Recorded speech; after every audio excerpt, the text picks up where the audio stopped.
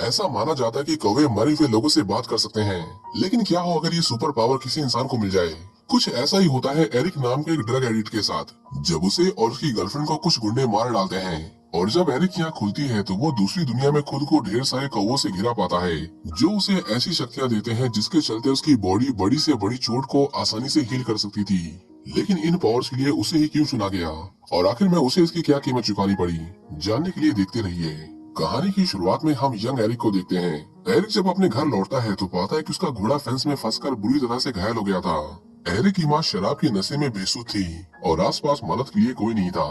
उसने तारों को हटाने की कोशिश की, नतीजा यह हुआ कि उसके अपने हाथ भी बुरी तरह घायल हो गए। एरिक अपने घोड़े को नहीं बचा पाया और हथेलियों पर बने गहरे घाव के निशान उसकी लाइफ के साथ हमेशा के लिए जुड़े रह गए। वो बार बार उस दिन को अपने सपनों में देखता जहाँ उसका घोड़ा दर्द में था और वो उसे नहीं बचा पाया। इस घटना के 15 साल बाद हम शैली नाम की एक लड़की को देखते हैं। उसके पास उसकी दोस्त जेड का वीडियो मैसेज आता है। शैली जब वीडियो ओपन करती है तो बहुत डर जाती है, क्योंकि वीडियो के अंदर विंसेंट रोग नाम के एक हाईली पावरफुल और इन्फ्लुएंशियल आदमी के खिलाफ मर्डर के एविडेंस थे। जेड सबको उसकी सच्चाई बताकर उससे अपना बदला लेना चाहती थी, लेकिन अभी उनके लिए सबसे बेस्ट यही था कि वो शहर छोड़कर कहीं दूर भाग जाएं। वो शैली को किसी से भी मिलने या बात करने से मना करती है, लेकिन जेड जैसे ही अपने अपार्टमेंट में आती है कुछ लोग उसे पकड़ लेते हैं। मैरियन नाम की एक लेडी उसका फोन छीनती है और देखती है कि उसने लास्ट टाइम किससे बात की थी। उसके लोग जेड को बेहोश करके किडनैप कर लेते हैं और सारे एविडेंस मिटा दिए जाते हैं। शैली को रियलाइज होता है कि उसकी जान भी खतरे में है, जिसके बाद वो मदद के लिए डॉम को फोन करती है। डॉम फोन नहीं उठाता, पर शैली तुरंत घर छोड़कर भाग जाती है। कुछ दूर चलते ही उसे एक आदमी दिखाई देता है जो उसे फॉलो कर रहा था। उससे बचने की कोशिश में वो कुछ पुलिस वालों से जा टकराती है और उसका सारा सामान नीचे गिर जाता है। ऑफिसर उसकी मदद करते हैं, लेकिन तभी उनकी नजर नीचे गिरे ड्रग्स पर पड़ती है, जिसके बाद शैली को इलीगल सब्सटेंस कैरी करने के जुर्म में गिरफ्तार कर लिया जाता है। ड्रग्स की क्वांटिटी कम थी, इसलिए शैली को सुधार के लिए रिहैबिलिटेशन सेंटर में एडमिट कर दिया गया। यहाँ हम एरिक को देखते हैं जो अब बड़ा हो चुका है। उसकी शराबी माँ की वजह से उसका बचपन भी नशे के दलदल में धंसता चला गया। उसने कई बार सुसाइड करने की भी कोशिश की, लेकिन हर बार वो बच जाता। रिहैब में उसके साथ के लोग उसे बुली करते थे, लेकिन वो उन्हें कुछ नहीं कहता था, क्योंकि वो जिन कठिनाइयों से गुजरा था उसके सामने तो ये कुछ नहीं था। एक रात वो फिर से सुसाइड करने की कोशिश करता है, लेकिन तभी उसे शैली दिखाई देती है। एक ही नजर में वो उसे पसंद करने लगता है, जिसके बाद एरिक को सोचकर सुसाइड करने का प्लान ड्रॉप कर देता है। इसी बीच हम विंसेंट को देखते हैं जो एक ओपेरा हाउस का मालिक था, जिससे उसे अपनी असली पहचान छुपाने में मदद मिलती थी और वो अपने क्राइम के बिजनेस को बड़े अच्छे से ऑपरेट करता था। मैरियन बताते कि हमने जेड को ढूंढ लिया है, जिसके बाद विंसेंट सब कुछ छोड़कर उसके पास जाता है और उससे पूछता है कि तुम्हारी दोस्त शैली कहाँ है। जेड बहुत डरी हुई थी, पर उसे भी नहीं पता था कि वो कहाँ गई। विंसेंट कहता है कि मैंने पिछले 100 सालों में तुम्हारी जैसी ना जाने कितनी लड़कियों को मारा है। वो कहता है कि मैं बुरे लोगों को मारना चाहता हूँ, लेकिन नर्क में उनकी जगह पहले से ही तय है। विंसेंट कन्फेस करता है कि उसने डेविल से सौदा किया है और उसे खुद नर्क ना जाना पड़े, इसलिए वो बेगुनाह लोगों की आत्माओं को नर्क में भेजता है। जेड उससे रहम की भीख मांगती है, पर विंसेंट उसके कान में कुछ वर्ड्स बोलता है, जिसके बाद जेड अपनी बॉडी से कंट्रोल खो देती है और नुकीले औजार से अपने गले पर स्टैब करके खुद की बड़ी बेरहमी से जान ले लेती है। विंसेंट उसके ऊपर हाथ रखकर फिर से कुछ दोहराता है और उसकी आत्मा को नर्क में भेज देता है। इन सब से अनजान शैली खुद को रिहैब में सेफ महसूस कर रही थी। इसी बीच वो एरिक को नोटिस करती है। रिहैब में लड़के और लड़कियों का बात करना मना था, पर बावजूद इसके वो एक दूसरे से बात करते हैं और उन्हें रियलाइज होता है कि वो अच्छे दोस्त बन सकते हैं। रिहैब के रूल्स बहुत स्ट्रिक्ट थे, इसलिए दोनों को जब भी मौका मिलता वो एक दूसरे को देखते और इशारों में बातें करते हैं। उनके लिए ग्रुप एक्टिविटीज पास आने का सबसे अच्छा बहाना था। एक दिन शैली गार्ड से बचते हुए एरिक के रूम तक पहुंचती है। उसे दीवार पर उसकी ड्राइंग दिखती है जो एरिक ने बनाई थी। उसे वो ड्राइंग्स पसंद आती हैं और वो एरिक से उसे रखने की रिक्वेस्ट करती है। इसी बीच वो एरिक के हाथ पर कट्स के निशान देखती है जो उसके सुसाइड अटेम्प्ट्स की वजह से बने थे। इसी बीच एक अनाउंसमेंट होती है कि पेशेंट 105 से कोई मिलने आया है। एरिक देखता है कि 105 तो शैली का नंबर था, पर शैली उसे बताती है कि वो शहर में नहीं है, उसे यहाँ कोई नहीं जानता। एरिक कहता है कि तुम डरो मत, मैं देखता हूँ कौन है। एरिक कुछ लोगों को देखता है और उन्हें लॉयर समझने की भूल कर देता है, पर शैली देखती है कि उसकी माँ मैरियन के साथ उसे यहाँ से लेने आई थी।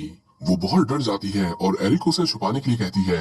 एरिक जानता था कि जब तक उनके पैर में ट्रैकर है, छुपने की कोशिश बेकार है। वो शैली को लॉन्ड्री रूम में ले जाता है और एक वेंट से होते हुए वो ग्राउंड में आ जाते हैं। सिक्योरिटी के पता चलने से पहले वो फेंस कूदकर वहाँ से भाग चुके थे और किसी से लिफ्ट लेकर वो शहर से बहुत दूर चले जाते हैं। शैली अपने दोस्त के खाली अपार्टमेंट में जाती है। उसके साथ रहना एरिक के लिए सेफ नहीं था, इसलिए वो उसे वहाँ से जाने को कहती है, पर एरिक उसे इस तरह छोड़कर जाना नहीं चाहता था।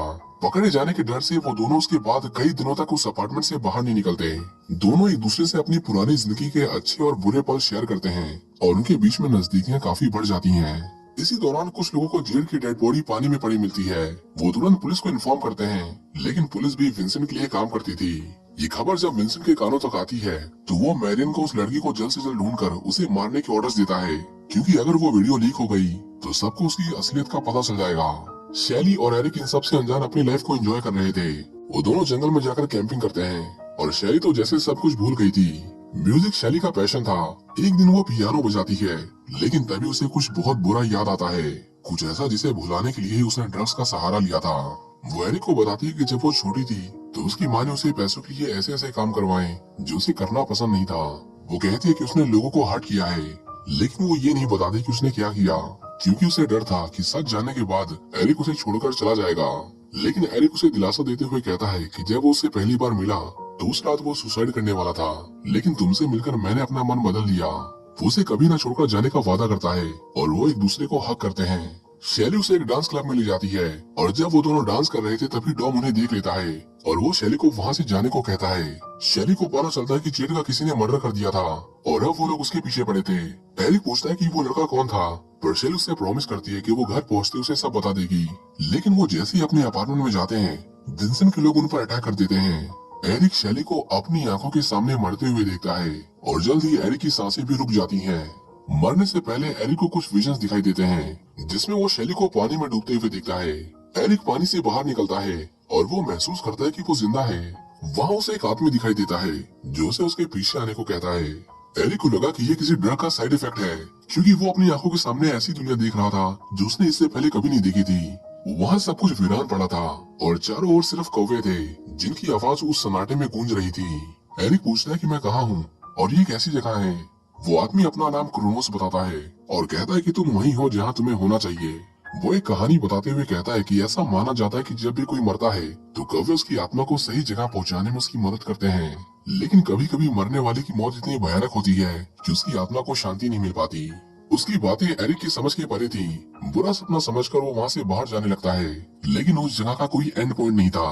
क्रोनोस कहता है कि लगता है कि तुम अभी तक समझे नहीं। वो उसे धक्का मारकर वापस उसकी दुनिया में भेज देता है। एरिक खुद को दोबारा अपने अपार्टमेंट में पाता है और वो शैली को आवाज लगाता है, पर तभी उसे बाहर से किसी के आने की आवाज सुनाई देती है। ये विंसेंट का आदमी था जो शैली का फोन लेने आया था। वो एरिक से कहता है कि तुम्हें छुपने की जरूरत नहीं है, बाहर आ जाओ, मैं पुलिस वाला हूँ। एरिक बड़ी आसानी से उसके झांसे में आ जाता है और उसके साथ जो कुछ हुआ उसे बताने लगता है, लेकिन ऑफिसर उसे तुरंत ही शूट कर देता है। उसे लगा कि वो मर गया, पर गोली लगने के बाद भी एरिक जिंदा था। एरिक उसे मार डालता है, लेकिन उसकी हालत भी कुछ ठीक नहीं थी। उसकी इंटेस्टाइन उसकी बॉडी से बाहर आ रही थी। दर्द में चिल्लाता हुआ एरिक उसे वापस अपने पेट में डालता है और देखता है कि उसकी बॉडी अपने आप ही हील कर रही थी। उसके सर में क्रोनोस की आवाजें गूंज रही थी और वो नोटिस करता है कि एक क्रोस का लगातार पीछा कर रहा था। एरिक को शैली दिखाई देती है जो ब्रिज के ऊपर खड़ी थी। वो उसे बचाने के लिए पानी में कूद जाता है, लेकिन जैसे ही वो पानी को टच करता है वो फिर से क्रोनोस के पास पहुंच जाता है। एरिक समझ गया था कि वो दोनों मर चुके हैं, पर वो क्रोनोस से पूछता है कि शैली उसके साथ क्यों नहीं है। क्रोनोस बताता है कि शैली नर्क में है और अगर तुम चाहो तो उसे वापस ला सकते हो। जिन लोगों ने तुम्हें मारा था वो तुम्हारी दुनिया में रहने लायक नहीं है। वो निर्दोष आत्माओं को नर्क में भेजते हैं। उन्होंने बैलेंस को डिस्टर्ब किया है और तुम उसे ठीक कर सकते हो। वो कहता है कि उन सभी को मार दो और तुम्हें तुम्हारी जिंदगी वापस मिल जाएगी। ये पावर तुम्हारे पास तब तक रहेंगी जब तक तुम्हारे और शैली के बीच का प्यार सच्चा है। तुम मरोगे नहीं, लेकिन चोट लगने पर तुम्हें दर्द जरूर होगा। एरिक अपनी दुनिया में वापस लौट आता है और हथियार लेने के लिए सबसे पहले अपने दोस्त के पास जाता है। इसके बाद एरिक शैली की माँ सोफिया के पास जाता है। उसकी माँ उसे झूठ बोलती है कि उसकी बेटी ड्रग ओवरडोज से मरी है, लेकिन एरिक उसे बताता है कि जब उन लोगों ने उसे मारा तो वो वही था। वो कहता है कि मुझसे झूठ मत बोलो, मैं उससे प्यार करता था और मैं उन सभी लोगों को मार दूंगा जो इसमें शामिल थे, जरूरत पड़ी तो तुम्हें भी। एरिक शैली के रूम में जाता है जहाँ उसे कुछ पुरानी तस्वीरें और एक थिएटर का एंट्री पास मिलता है। एरिक जब वहाँ जाता है तो उसे रास्ते में वो आदमी दिखाई देता है जिसने उसे मारा था। वो उसके सिर पर बंदूक रखकर उससे बाकी लोगों के नाम और एड्रेस पूछता है, लेकिन उसे जैसे ही खतरा महसूस होता है उसकी बॉडी हरकत में आ जाती है और वो उसे शूट कर देती है। एरिक मैरिन को थिएटर से बाहर आते हुए देखता है और उसे देखते ही वो उस पर फायरिंग करता है, लेकिन गोली शीशे के पार नहीं जा पाती और वो बच जाती है।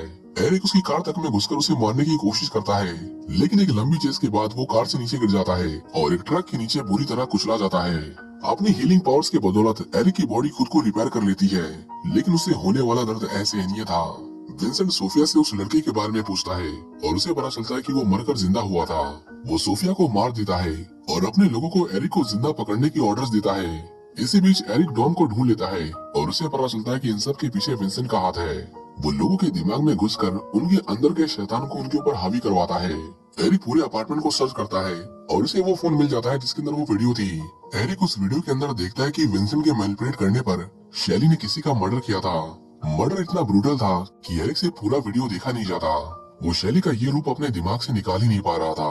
उसे शैली पर डाउट होने लगा कि कहीं वो उसके साथ झूठे प्यार का दिखावा तो नहीं कर रही थी। उसका दोस्त उसे समझाने की कोशिश करता है कि उसे पहले पूरा सच जान लेना चाहिए, उसके बाद कोई फैसला करना चाहिए।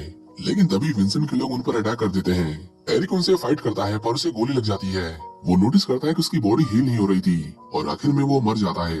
उसकी आँख खुलती है तो क्रोनोस उसके सामने खड़ा था, जो उसे बताता है कि उसकी हीलिंग पावर्स इसलिए चली गई क्योंकि उसने अपने काम को पूरा नहीं किया और शैली के प्यार पर डाउट किया। वो बताता है कि अब शैली को बचाया नहीं जा सकता, हालांकि तुम्हें तुम्हारी जिंदगी वापस मिल जाएगी, तुम बस उसे भूल जाओ।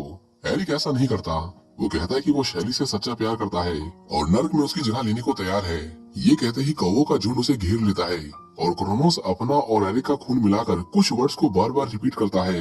एरिक का शरीर ट्रांसफॉर्म होने लगता है और वो असहनीय दर्द में चिल्लाता है। उसका खून ब्लैक हो जाता है और अब उसके पास दोनों दुनियाओं में ट्रैवल करने की पावर्स थी। उसे विंसेंट को मारने का एक और मौका दिया जाता है और एरिक दोबारा अपने मरे हुए शरीर में जाता है। वो उन सभी को मार डालता है। उनमें से एक फोन पर उसे एक मैसेज मिलता है जिसमें उसे पता चलता है कि मेरियन ओपेरा हाउस में आने वाली है। एरिक अपने चेहरे का मेकअप करता है और खुद को एक डरावना अवतार देने के बाद वो विंसेंट को मारने जाता है। एरिक ओपेरा हाउस में घुसते ही उसे रोकने वाले हर एक आदमी को बड़ी बेरहमी से मारने लगता है।